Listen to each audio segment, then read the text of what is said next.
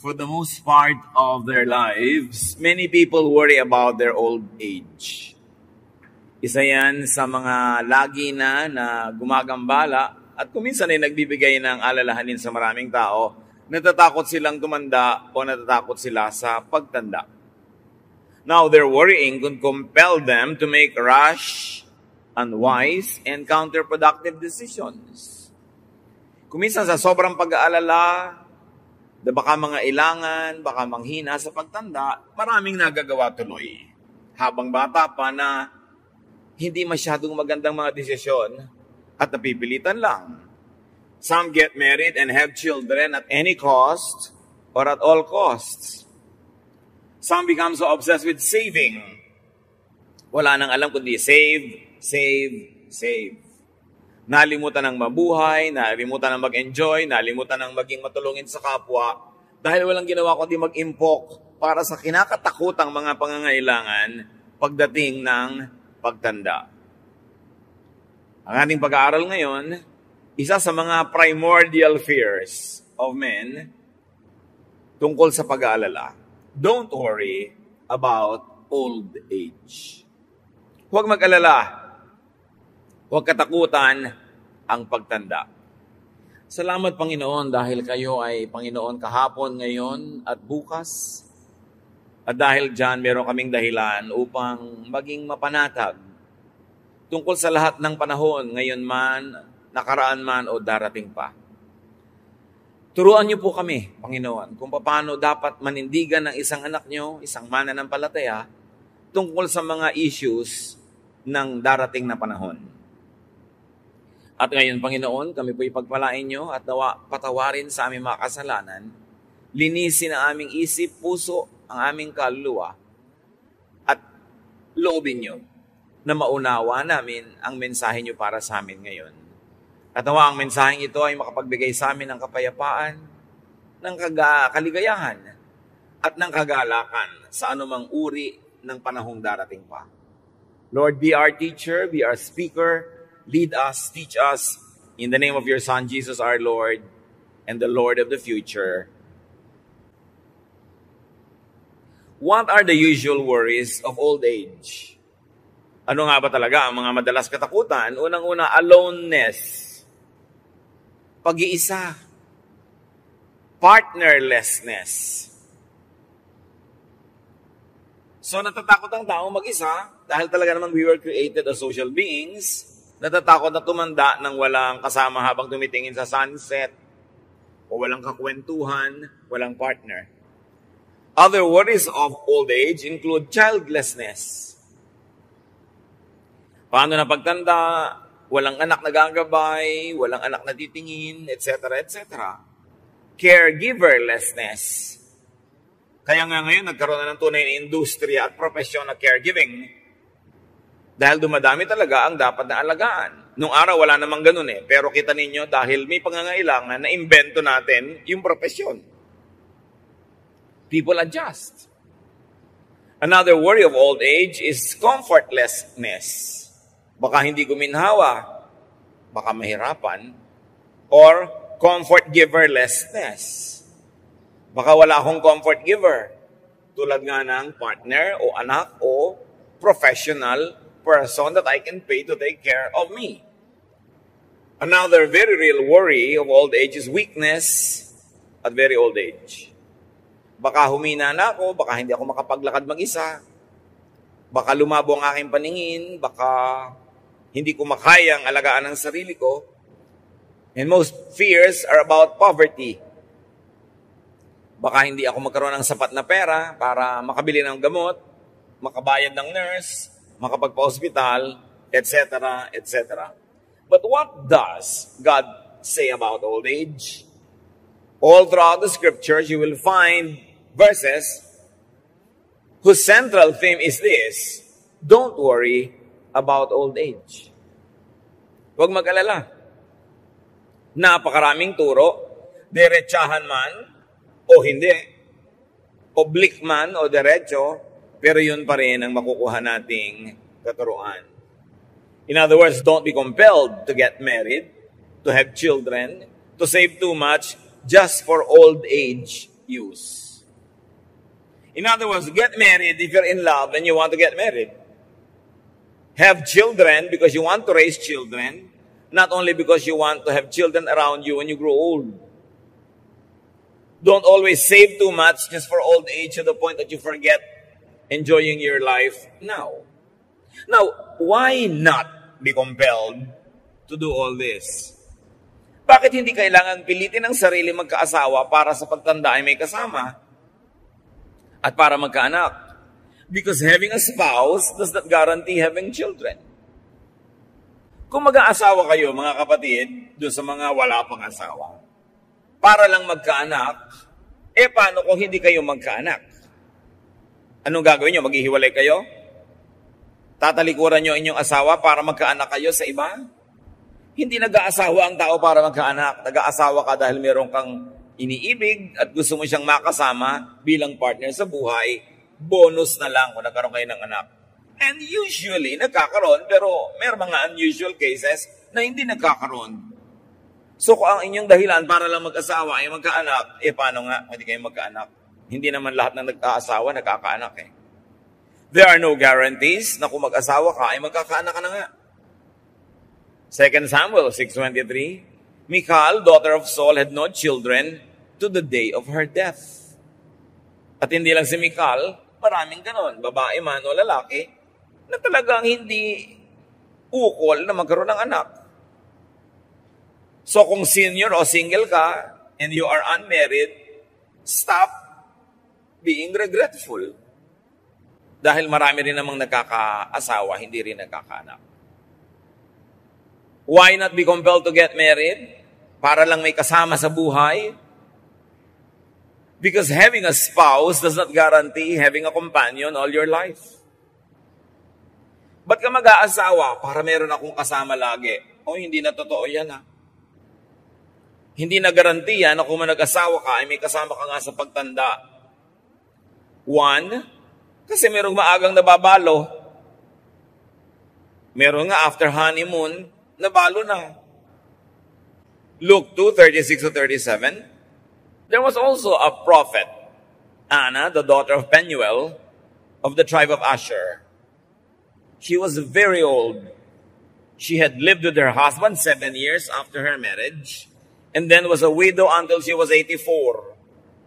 Imagine, kung nag-asawa ka para may kasama ka pagtanda, 7 taon lang nagsama, naging balo na. O kaya, hindi ka man naging balo, pero pinagtaksalin ka naman, iniwan ka ng asawa mo, wala ka pa rin kasama.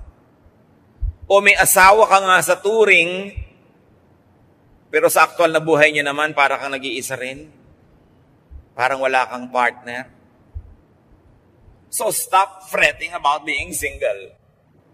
Because having a spouse is not always the great blessing that people think it could be.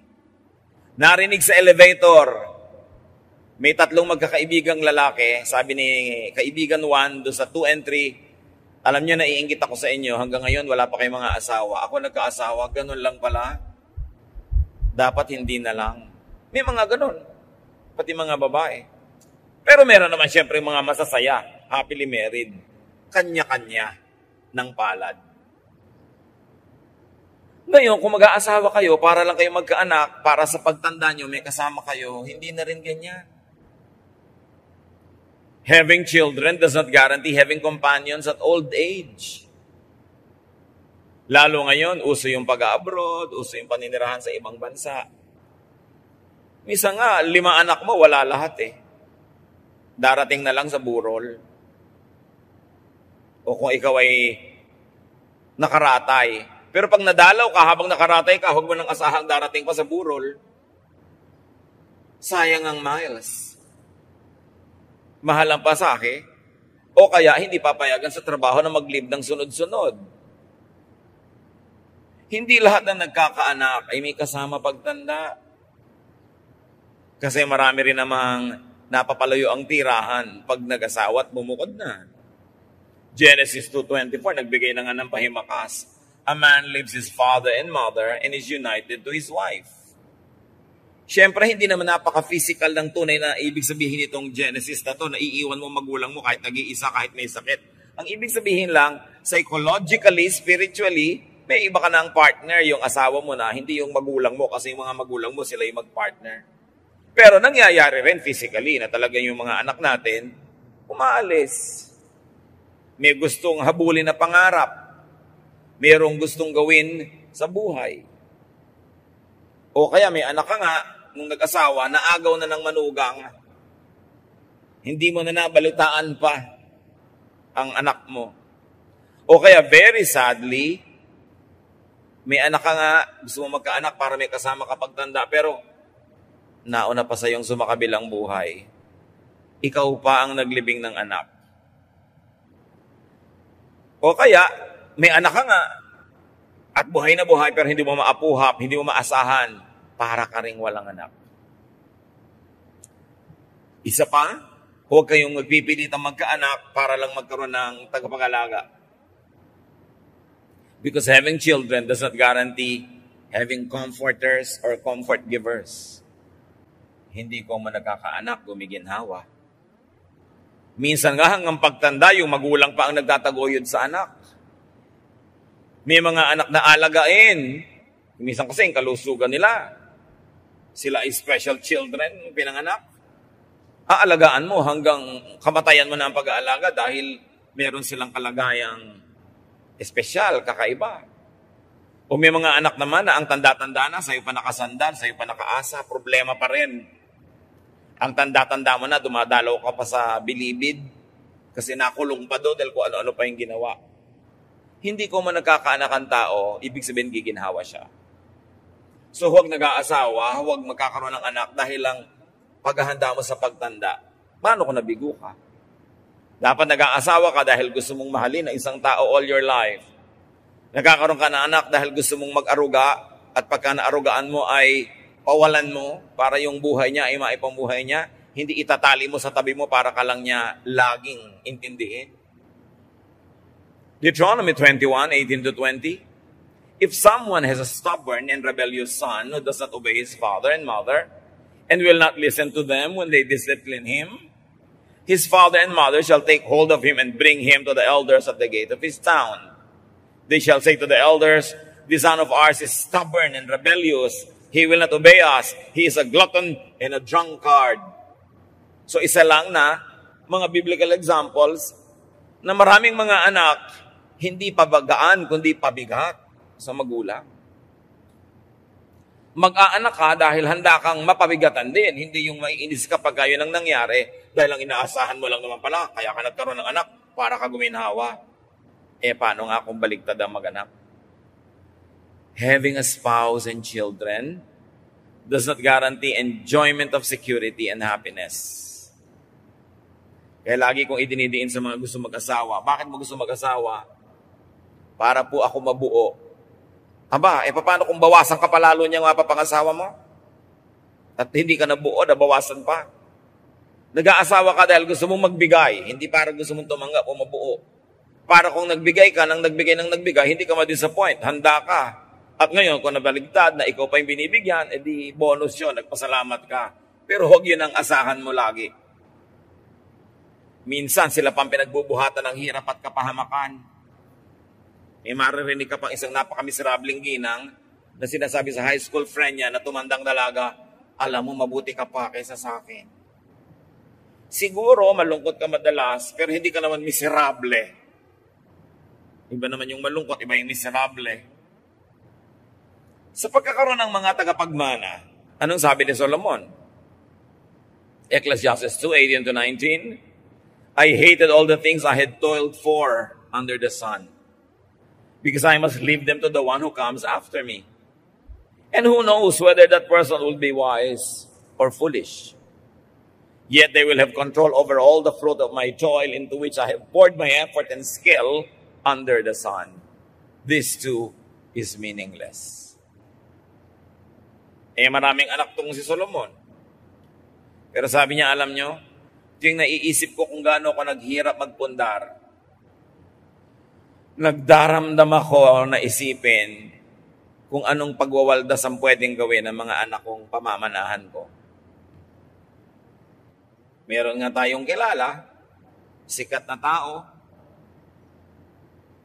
nagpalaki ng mga anak sa magandang paraan, nung matanda na siya, medyo naghirap, hindi naman todo, mahirap-hirap lang. Pero may bisyo pa yung isang anak. Naghihirap yung ama, nakahiga, nakaratay, may oxygen. Alam niyo yung ginagawa ng anak? Tinatanggal yung oxygen at ibinebenta sa iba. Dahil nagda-drugs. Kaya pagka buhay na buhay ka, hindi ka lang makagalaw, binubunot yung oxygen mo. Di ba mabuti pa sana, hindi ka nalang nagkaanak. Baka yun ang isipin mo. So hindi lahat ng mga pag-aasawa at pagkakaroon ng anak ay katuparan ng ating mga fantasy sa buhay. Ngayon, marami naman, laging natatakot tumanda. Halos ayaw nang gumastos, ipon ng ipon, pambili ng mga kung ano-anong gamot na ini-imagine niyang kakailanganin niya pagtanda. But no one is guaranteed to live up to old age. Minsan may kausap ka, ano kinakatakot mo pagtanda? Nakakatiyak ka ba na mabubuhay ka pa next month? Natakot ka sa isang bagay na hindi ka naman tiyak kung makakarating ka nga doon. Wala rin namang guarantee na tatanda lahat ang tao. Kaya yung mga iba natatakot ako, baka magkasakit ako ng kung ano na pagtanda ko. Kung tatanda ka, yun naman ang problemahin mo kung aabot ka ron. Kasi merong mga maagang sumasakabilang buhay. Ecclesiastes 7:16-17, do not be over-righteous, neither be over-wise. Why destroy yourself? Do not be over-wicked, and do not be a fool. Why die before your time? So it is possible that our lifestyle can kill us before our appointed time.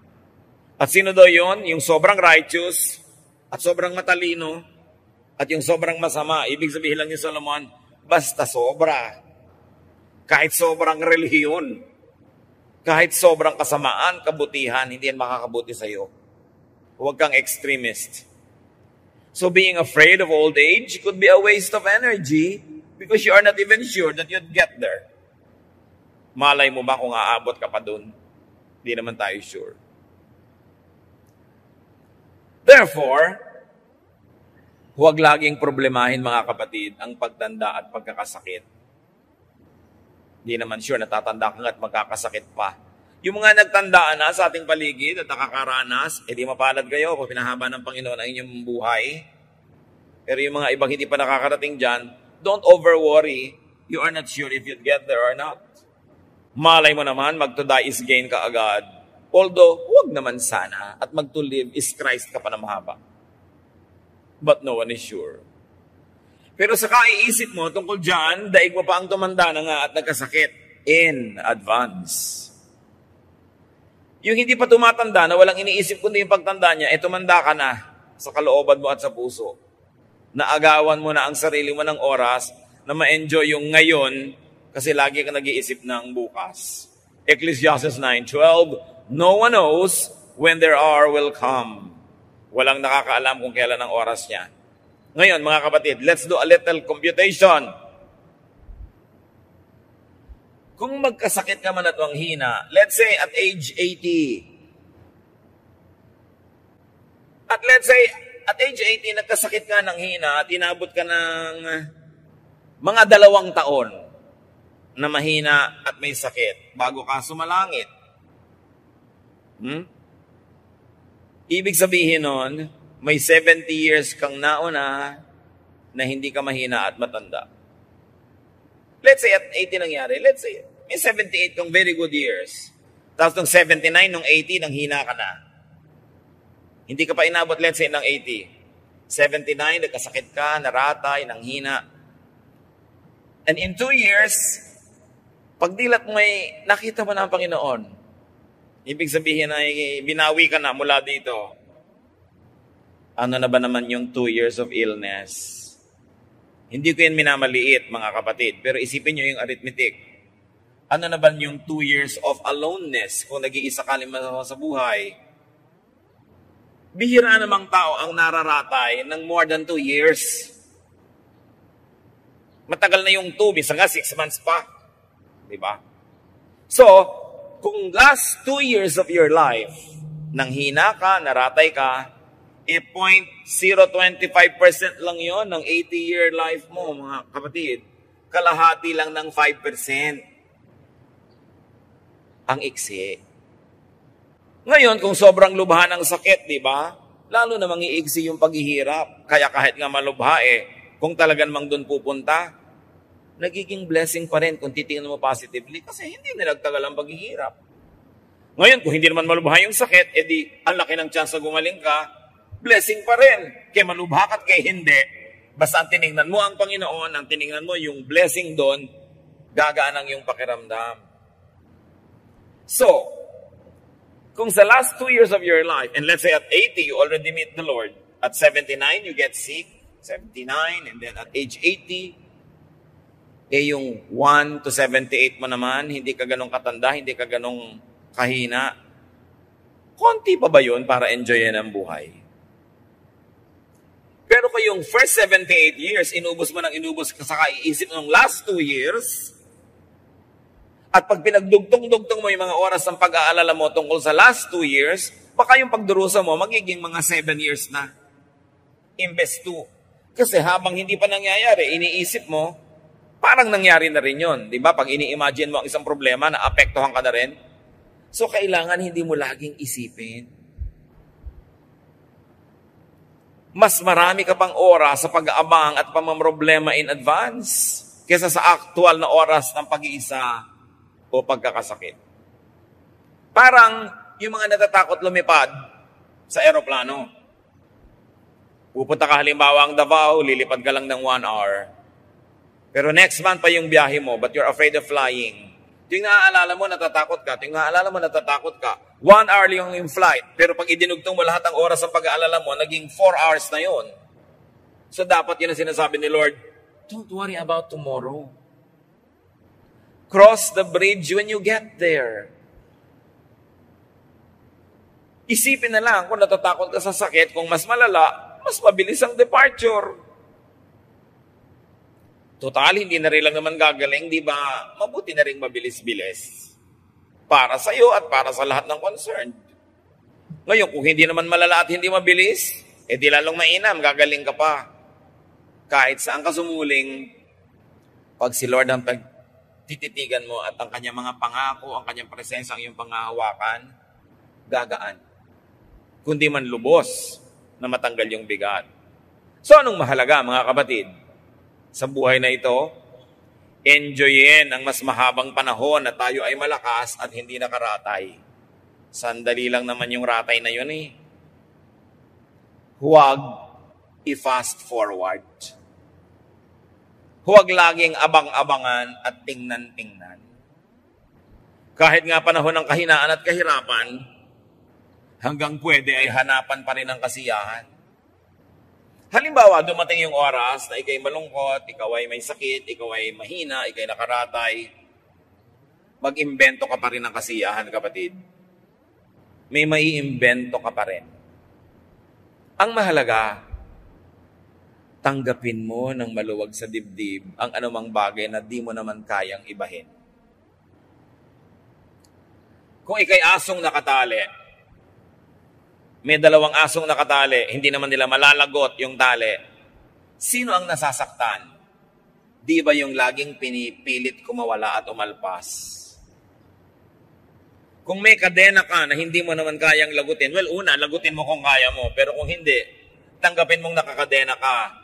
Kasi tuwing hihilahin mo yung kamay mo, masusugatan ka lang at magdudugo. Lalo ka lang mahihirapan, di ka rin naman nakakawala. So, kung meron ka incurable disease, halimbawa, humingi ka ng lakas sa Panginoon na matanggap mo yun sa kalooban mo para hindi ka nakikipaglaban sa katotohanan na hindi mo naman mapapalitan.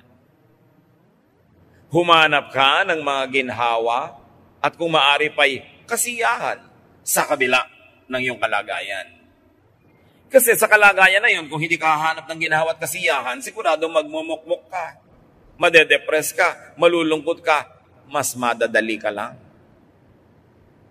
Ecclesiastes 11:8, however many years a man may live, let them enjoy them all.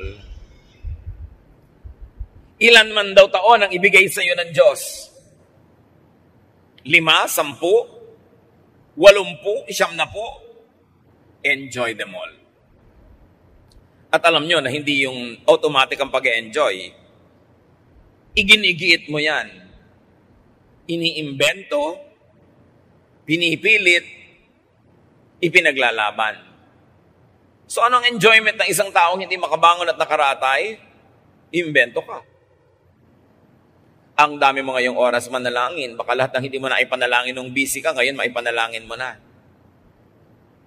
Kung ikaw naman ay nakakarinig, pwede ka makarinig pa ng mga musika, makinig ka ng mga e-books.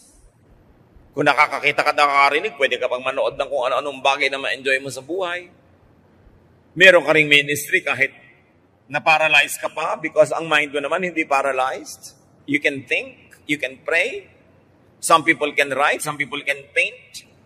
May kilala pa nga tayong babaeng ipinanganak na ang mga kamay niya, hindi niya magamit talaga dahil may defekto. Aba, nagpe-painting pa siya ngayon. Paa ang ginagamit. At daig pa yung may mga kamay magpinta. Umimbento ng saya.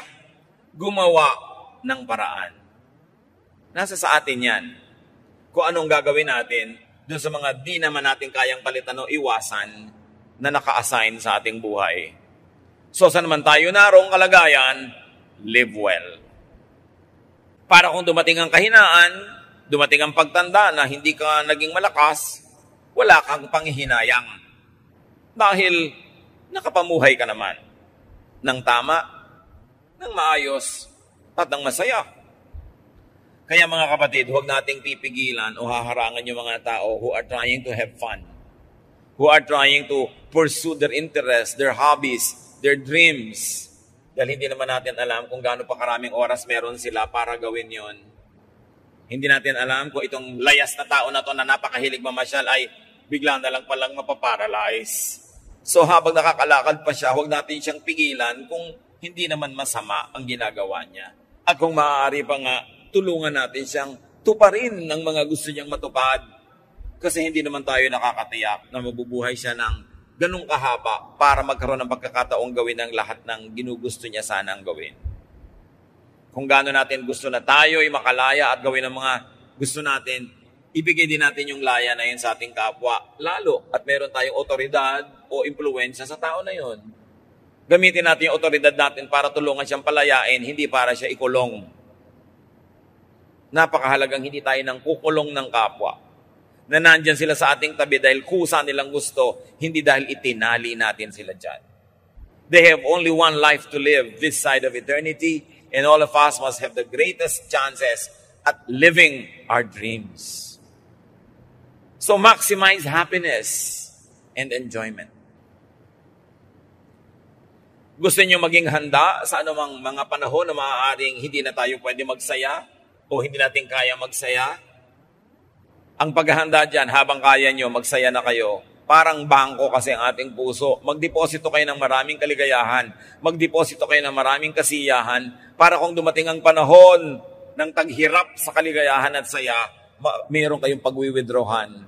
Meron kayong mga alaala, mga gunita na magpapalakas ang inyong loob, magpapasaya, at pwede nyo pang sabihin, di bali nang hindi na ako sumaya the rest of my life kasi na-advance ko na naman lahat. At sapat na yon. Para ngayon ay unti-unti kong papakin yung mga nai-deposit ko na kaligayahan sa buhay. Kaya pag may mga tao nagde-deposit din sa kanilang sariling puso ng kaligayahan, huwag hadlangan kung hindi naman masama ang ginagawa nila. Maximize enjoyment, minimize pain. Huwag tayong umimbento ng lungkot.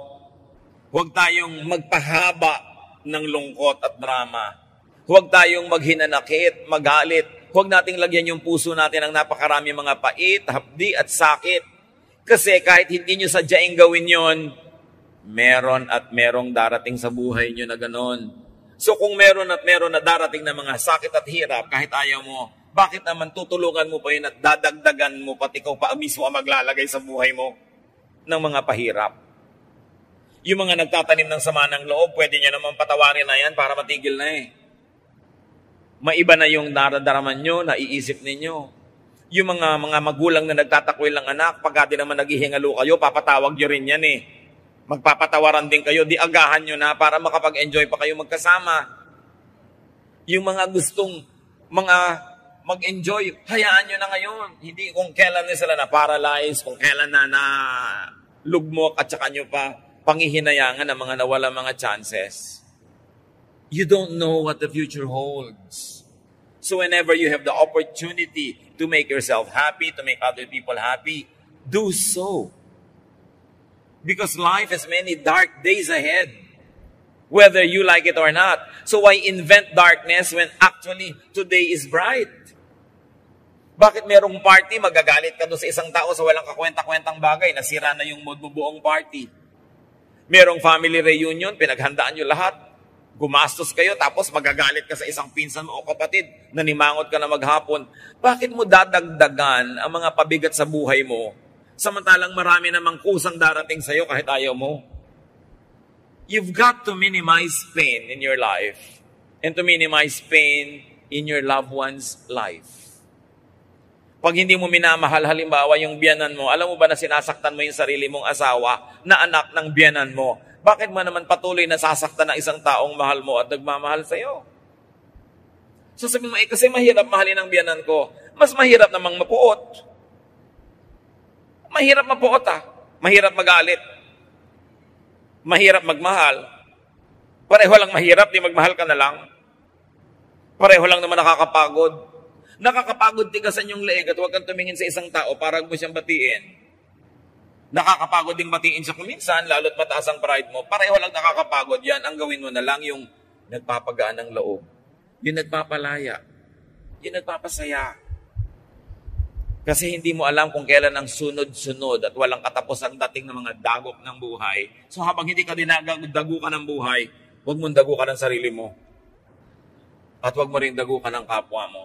Magpahinga. Do the most good.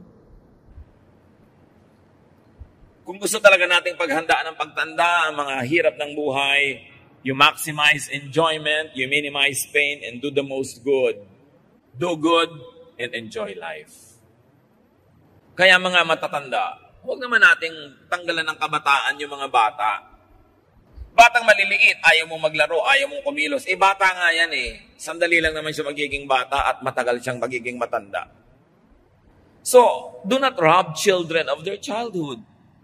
Do not rob young people of their youth.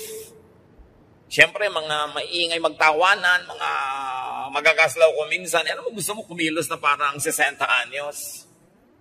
Darating din naman siya doon kung hahaba buhay niya at doon na siya kikilos at 60 anyos. Ngayon, 16 siya, 17, payagan nyo basta hindi masama. Huwag laging pigilan. Minsan ka lang maging bata. At mga kapatid, sandali ka lang maganda. Sasandali kang mukhang ubas. Alam nyo na yung kasunod, di ba? And then all your life, mukha ka ng tsampoy. So habang mukhang ubas ka, pag-enjoyin mo yung sarili mo. Kasi mawawala at mawawala yan. Kaya nga yung mga dating ubas na nagiging tsampoy, tas gagawa ng paraan para magmukhang bata, nagmumukha namang manikin. Kaya habang bata ka, enjoy life. Basta huwag masama.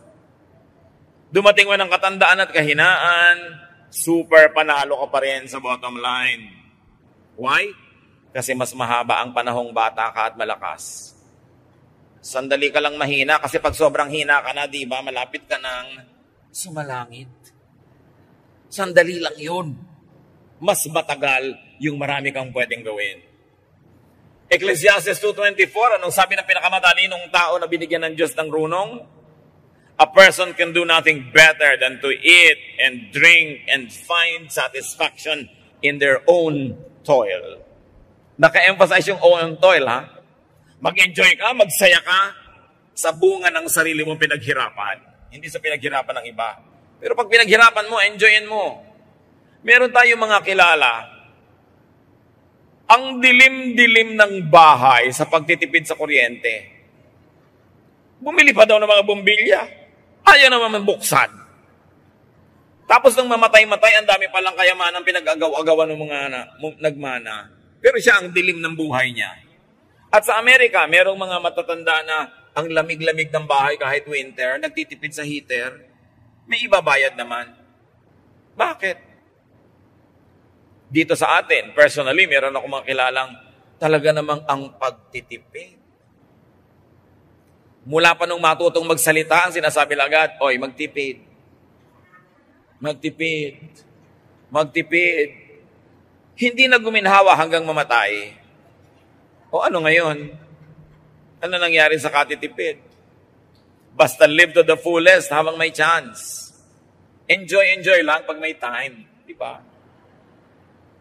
Ecclesiastes 9:7, go, eat your food with gladness, and drink your wine with a joyful heart. For God has already approved what you do. Pag pinaunlad ka na ng Panginoon, bihayaan niyang magkaroon ka ng mga kabuhayan, ibig sabihin, gusto ka rin niya mag-enjoy. Huwag puro pag-iimpok. Siyempre mag-iimpok ka proportionately. Paghahanda mo rin yon. Pero wag sobra. Malay mo naman, hindi ka na tumanda para magastos yung inimpok mo. Pag nanghina ka sa old age, di humiga. Problema ba yon? May likod ka naman. Pag sinundo ka na ng mga anghel, di sumama. Ibang enjoyment naman yon. Huwag mong kalabanin yung kamatayan kasi lahat naman namatay. Si Jesus nga namatay, ikaw pa ba? Ang mga pharaoh sa Egypt, namatay. Ang mga emperor sa Roma, namatay. Wala namang nabuhay forever. Merong eternal life sa kabila. Pero para ka makarating doon, tatawid ka. Huwag ka laging matakot mamatay. Ang atupagin mo, mag-enjoy ka sa buhay. Pag-enjoyin mo yung iba, do the maximum good to others, serve God. At pagka tinawag ka na ng Diyos, sabihin mo, present. Philippians 1:21, to live is Christ, and to die is gain. Akala ng iba, yung to live is Christ na yan, ibig sabihin puro relihiyon. Puro pagtitiis. Puro paghihirap. Balikan ninyo kung anong naging buhay ni Jesus nung siya'y nasa lupa. Well, gumagawa talaga siya ng mabuti. Nagpapakain siya sa mga gutom. Nagpapagaling sa mga sakit. Nagtuturo ng tama. Pero lagi din siya nasa party. Ang tawag nga sa kanya ng mga kritik niya, drunkard and a glutton, a friend of sinners. Kasi marunong siya mag-enjoy. Ang first miracle nga niya, to make wine, di ba? So ano ibig sabihin ng to live is Christ? Minimize pain. Maximize enjoyment. Do the maximum good.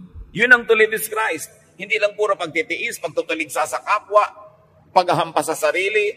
Hindi yun. At pag ginawa mo yung to live is Christ, magkakaroon ka ng to die is gain. Pero pag hindi ka nag to live is Christ, hindi gain yung to die, ha? But you live as Jesus did. Nagmahal ng kapwa, pero pinakain din ang sarili. May mga alagad siya, naglilingkod sa mga tao, pero pag napapagod na yung mga alagad, sabi niya, iwan na muna natin yung mga tao, magpahinga tayo sa isang tahimik na lugar at kumain tayo doon. Marunong ding maglagay ng ginhawa sa sarili. Yun ang tinuro sa atin ni Jesus. So huwag makipaglaban sa kalikasan at sa kapalaran. Do not contend with life's realities like getting old and dying. It is part of real life. Adjust. Huwag labanan ng kadena para di ka masugatan. Harmonize with life. Harmonize with time. Sabi sa Ecclesiastes, for everything there is season and a time for every matter under heaven. There's a time to be born and a time to die. Stop worrying about death. Ang mahalaga, tinanggap mo na si Jesus bilang Panginoon mo tagapagligtas. Namumuhay ka tulad ni Jesus. At kung mamatay ka man tulad ni Jesus, mabubuhay ka namang muli. Nababawasan ng worry ang mga panahong dapat sana'y fruitful, masaya, at enjoyable. Tuwing nag-aalala ka, kapatid, dinadaya mo ang iyong sarili. Tuwing tinatakot mo ang sarili mo tungkol sa mga darating na panahon, ninanakawan mo ang sarili mo ng kaligayahan sa minutong ito, sa oras na ito. Sa pag-aalala sa isang minuto o oras sa maaaring hindi naman dumating sa buhay mo. Sandali lang ang old age. At kung may dumagdag pang sakit, lalong madadali ang paglipat mo sa kabilang buhay. Iiksi ang paghihirap, blessing pa rin. Hindi ko minamaliit ang paghihirap ng mga may sakit ng mga matanda na. Pero di ba, doon din naman tayo lahat pupunta. So huwag sobrang isipin. Paghandaan, pero konti lang. Kasi maiksing panahon lang yung katandaan. Matthew 6:34, sabi ng Panginoong Jesus, "Therefore, do not worry about tomorrow. For tomorrow will worry about itself. Each day has enough trouble of its own." Huwag kang mag-alala tungkol sa bukas. Yung bukas, ang mamang problema sa sarili niya, pagdating niya. Marami ka nang dapat na asikasuhin ngayon. Yun na lang atupagin mo. Yung bukas, ipasa Diyos. Invest in your health. Invest in goodwill, in people. And, whenever possible, in your physical, financial insurance. Mas mabuti may insurance ka. Meron nga akong kilala, kaya naman magbayad ng insurance premium, ayaw. Dahil pag namatay daw siya, baka manahin ng asawa niya at mag-asawa ng iba. Anong klaseng pangangatwiran yon? Paano yung buhay niyo hanggang ngayon? Yung buhay niya, ang inaalala yung pag namatay na, pero yung buhay ngayon, hindi iniisip. Entrust your future to God. At manalangin, tulad ng sa Psalm 71:9, "Do not cast me away when I am old. Do not forsake me when my strength is gone." Pero siyempre, may dapat kang gawin para yung panalangin mo na yon, matupad yung sagot. At sabi ng Panginoon sa Isaiah 46:4, "Even to your old age and gray hairs, I am He. I am He who will sustain you. I have made you and I will carry you. I will sustain you and I will rescue you." Sinong kausap dito ng Diyos originally? Ang kanyang mga hirang. Pero hirang din naman tayo ng Panginoon. Because in Jesus, we are all children of God. So ang ganito mga pangako ay maaari nating angkinin. Ngayon, mabalik tayo sa usapan ng pag-aasawa. Of course, get married and have children. But if and only if you are up to it. Alam niyo sa mga mathematics, yung mga if na yan, mahalaga lalo kung double F, if and only if you are up to it. Mag-asawa ka only if you're cut out for it, if you're suited to it, if you are destined for it, kung bagay sa'yo. Hindi lahat ng tao bagay mag-asawa. 1 Corinthians 7:36, "If anyone feels he ought to marry, he should do as he wants." But actually, Paul continues to say, "But I really prefer that you didn't." Pero sabi niya, pero kung talagang yun ang gusto mo, gawin mo. May mga naman hindi designed for marriage. Tulad ng binabanggit ng Panginoon ng mga eunuch for life sa Matthew 19:12. Jesus speaks, "For there are eunuchs who were born that way, and there are eunuchs who have been made eunuchs by others. And there are those who choose to live like eunuchs for the sake of the kingdom of heaven."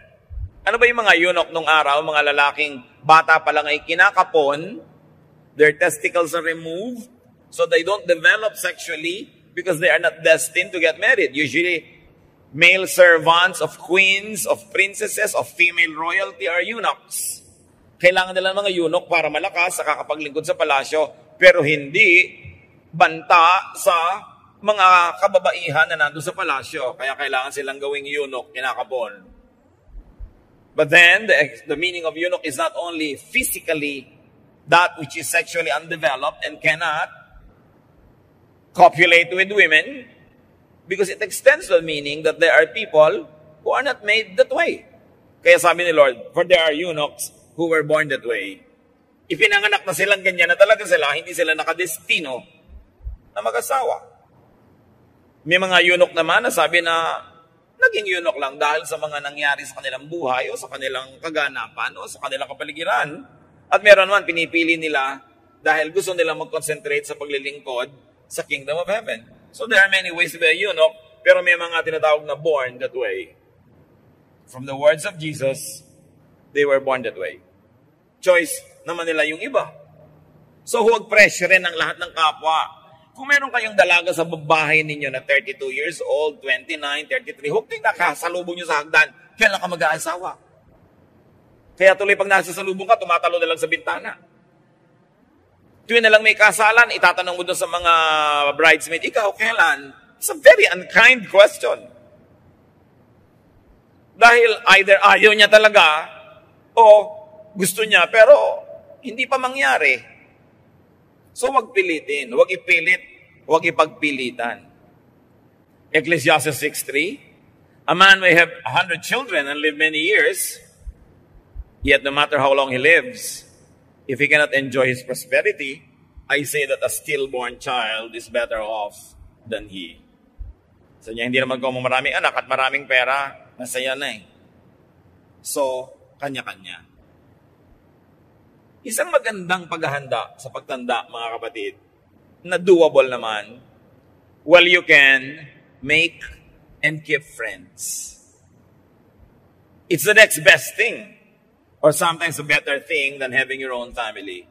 Especially if you cannot have your own family, surround yourself with friends. Invest in friendship. Alam niyo naman, ang tunay na friendship, ini-investa ng oras, ng pagod. Pero, lalo pa nga at wala ka naman sariling pamilya, it's good to invest in friendships. In fact, even if you had a family, kita niyo yung mga babaeng iniiwan ng asawa, kaninong ngoy sa kanyang mga female friends. I enjoy seeing mga ladies who go to lunch. Ladies who lunch. Mga middle-aged o mga matronic ladies who meet once a week to have lunch, exchange gossip, make kwento, and make fun. Kung kaya nyo naman, gawin nyo yun. Kahit naman malitang budget nyo, pwede naman kayo mag-lunch sa mga kung ano-ano lang. Pero maganda yung mga kaibigan na mini-maintain kahit pa may anak ka at asawa. Kuminsan, lugi din yung ikinulong mo na lang ang buhay mo sa iyong asawa at mga anak. Tapos biglang hindi naman sila laging loyal to you or nice to you. Lugi ka ngayon. Kailangan may friends ka pa rin. Ecclesiastes 4:9-12. Two are better than one, because they have a good return for their labor. If either of them falls down, one can help the other up. But pity anyone who falls and has no one to help them up. Also, if two lie down together, they will keep warm. But how can one keep warm alone? Though one may be overpowered, two can defend themselves. A cord of 3 strands is not quickly broken. Maganda yung pag-explain ni Solomon kung bakit mahalagang may kaibigan. Lagi daw mabuting dalawa kayo kaysa isa lang. Pag natumba yung isa, merong aalalay, may dadampot man lang. At kung meron kayong kalaban, you can watch each other's backs. Mas mahirap gapiin ang may kakampi kaysa nag-iisa lang. So mamuhay tayo, mga kapatid, sa paraan na magkakaroon tayo ng kaibigan at ma-maintain natin ang kaibigan dahil maganda yung ugali natin. Laging mabuting may kaibigan. Proverbs 17:17, a friend loves at all times, and a brother is born for adversity. So get loved by a friend. Love a friend. Kaya may anak ka pa, kaya may asawa ka, iba na yung may kadamay ka. May sumbungan ka tungkol sa asawa mo o tungkol sa anak mo. Mga kapatid, walang kwenta yung may kaibigan ka tapos wala kayong ginawa kundi magpayabangan tungkol sa inyong mga asawa at mga anak. Hindi magtatagal ang friendship nyo. Pag lagi mong ipinagyabang yung asawa mo sa kumari mo, biglang naagaw na ng kumari mo ang asawa mo. Kailangan, hindi na kayo nagpapa-impress. Boring na yung matagal na kayong magkakilala, tapos wala pa kayong ginawa kundi magpa-impress sa isa't isa. Relax. Admit, accept your imperfection, and accept and admit also that others are imperfect. Nakakapagod magpa-impress. Dapat kung nagpapa-impress ka sa tao, sa job interview lang yan, o sa first few days of your acquaintance, and then tanggalin mo na yung mga maskara at magpakatotoo ka na. Kung ayaw niya sa'yo, magkaalaman na kayo habang maaga para huwag kayo magsayang ng oras. Maghihiwalay din lang naman kayo pag nagkakilala kayo ng totoo. So magpakilala ka na agad ng totoo. Kung ayaw niya sa'yo, well, sorry, you both lose. Genesis 2:18, the Lord God said, it is not good for a man to be alone. I will make a helper suitable for him. So, You don't make people alone, especially if you have a responsibility. Be a partner to your spouse. Kung nagpakasal ka, nagpakasal din sa iyo ang pinakasalan mo, kapatid, huwag mo siyang biguin. Kailangan may partner siya in your person. Do not neglect your wife or your husband. Kasi nagpakasalan kayo pareho para maging partner ng isa't isa. When you are not beside your spouse, you are probably in the wrong place. And then what will make it worse is that your spouse might have to find someone else to stand in your vacant spot. And then another wrong person will be in another wrong place. Hindi na matapos-tapos yung mga wrong na ginagawa ng tao. Kaya ayaw mo, kaya hindi, may asawa ka, pananagutan mo yan. Samahan mo siya. Be a child to your parents. Anak ka ng magulang mo. Magpakaanak ka. Alam mo dapat kung kailan ka nandun, lalo't kung ang magulang mo hindi demanding, may laya ka naman, gamitin mo yung laya mo para maging loving and supportive of your parents. Be a helper to those who are alone, especially who are old or sick and weak. Sabi ni Lord, it is not good for man to be alone. Hindi lang yan in the context of marriage. If you are a child of God and you see people who are alone, you provide them with company. That's part of your Christian love. You invite them into your home. You visit them when they are sick. You help them in their need because it is not good for man to be alone. Kung hindi ka nangangailangan ng damay, ibig sabihin you are sufficient, ikaw naman ang dumamay sa iba. And brothers and sisters, allow people to be together. May mga magulang naman, sila pa ang hadlang sa married life ng kanilang mga anak. Pinag-aaway yung anak at yung manugang. May ganon. Nag-asawa na yung anak nyo. Hayaan nyo silang mag-enjoy sa kanyang marriage. Huwag kayong laging maging issue. Huwag kayong laging pumagitan sa anak nyo at manugang nyo dahil ang partner nyo yung asawa nyo, hindi yung anak nyo. So pag ikinasal na sila, luwagan, ibigay dun sa asawa. Huwag ipagkait. Kailangan payagan nyo silang mag-enjoy together dahil minsan din lang silang mabuhay. At hanggat hindi masama ang ginagawa ng mga tao, ipagbunyin ninyo kung may nagmamahalan, kung may magkaibigan, kung may magkapartner, basta hindi masama. Ipagsayan nyo that there are two less lonely people in the world. Hindi naiinggit ka, nagagalit ka, wala kang gusto kundi paghiwalayin sila. Help others not to be so alone. Especially your parents, your elders, your relatives, your friends.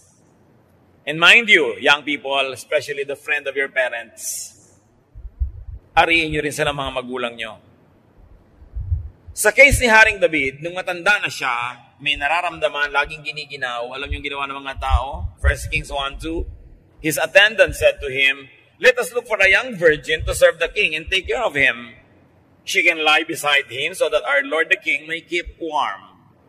Nakita niyo ang kanilang pag-aalaga doon sa matanda, binagyan pa ng katabi para uminit ang kanyang giniginaw na katawan. Pagkatanda-tanda na noon ni David, pero inaalagaan pa rin nila. Ngayon, mga lolo't lola dito, huwag na kayong umasa na bibigyan kayo ng mga dalagita at 15 anyos ng mga tao sa paligid. Hindi naman kayo si Haring David. No? Pero, ibig sabihin lang, kung ano yung substitute, kung ano yung pwedeng ibigay na pinapayagan ng konteksto ng ating panahon, ibigay natin. At kung natatakot din lang tayo at nag-aalala sa pagtanda, alalahanin natin ang sabi ni Solomon, Ecclesiastes 12:1-7. Remember your Creator in the days of your youth, before the days of trouble come. And the dust returns to the ground it came from, and the spirit returns to God who gave it. So sabi niya, alalahanin niyo ang Diyos habang bata kayo. At kasama sa pag-alala sa Diyos, is, diba, to live is Christ, is to enjoy life while young. Enjoy life while able. At the same time, be godly. And when it happens that you have to face your Maker, do so with peace. Panginoon, salamat dahil mahaba naman ang binibigay niyong panahon sa amin. To maximize pleasure and enjoyment, to minimize pain, and to do the maximum good. Lagi nyo ipaalala sa amin na ang buhay na ito ay isang mahalagang regalo galing sa inyo. Pahalagahan namin, hindi lang ang buhay namin, kundi buhay din ng iba. Hindi lang enjoyment namin, kundi enjoyment din ng iba. At nawa, Panginoon, pawiin nyo ang mga pag-aalala. Turuan yung punuin namin ang isip namin ng mga mahalagang isipin tungkol sa inyo. Mga magagandang bagay. At matuto kami magdisiplina sa isip na itaboy, ang anumang isip na nananakot, bibigay ng mga ligalig, nagpapahirap sa aming loob. We want to celebrate life because it comes from you. Teach us, Lord, not to be afraid of the future. Because we know that you are there in the future. You have been there even before we get there. Salamat, Ama. Pagbulay-bulayan natin, mga kapatid, ang kahulugan ng mga sinariwa nating katuruan ngayon and be free from the fear of the future. Sa ilang saglit, pagbulay-bulayan ang mga bagay na ito.